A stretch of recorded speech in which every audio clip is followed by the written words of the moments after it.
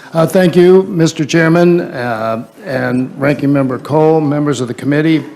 Last week, the House Budget Committee passed the Investing for the People Act, a two-year budget that will move our country forward and ensure Congress can meet its obligations to the American people.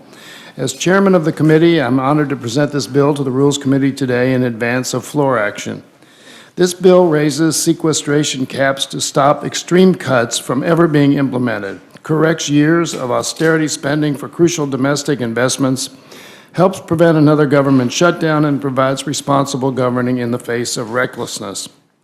We find ourselves in this position, as we all know, because the Budget Control Act of 2011 used the threat of deep cuts to both defense and non-defense spending levels in order to force an agreement on a wider deficit reduction package.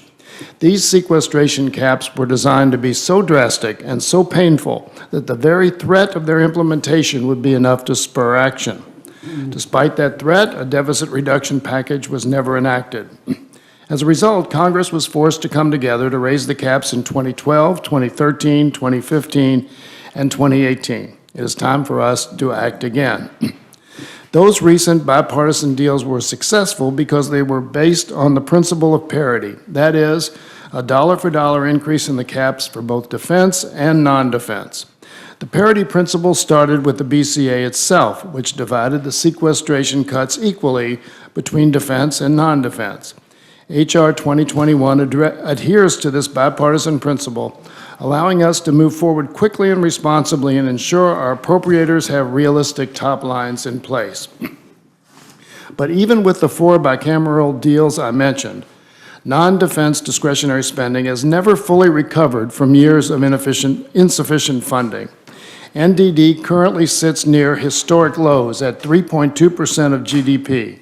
And if Congress doesn't establish new budget caps this year, it will be cut even further. The Investing for the People Act, which I am honored to have House Appropriations Chairwoman Nita Lowey on as an original co-sponsor, corrects this imbalance.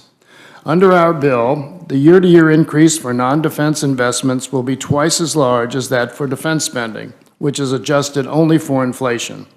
The resulting budget levels would mean non-defense funding is fully back to the level in inflation-adjusted terms before the BCA started wreaking havoc on our ability to invest in our communities and our families. This bill soundly rejects the President and congressional Republicans' proposals to blindly boost military spending to $750 billion a year, a level above what the Pentagon said was sufficient to meet the national defense strategy. It also rebuffs the President's egregious misuse of the Overseas Contingency Operations Fund, which will be capped at no higher than the 2019 levels previously agreed to.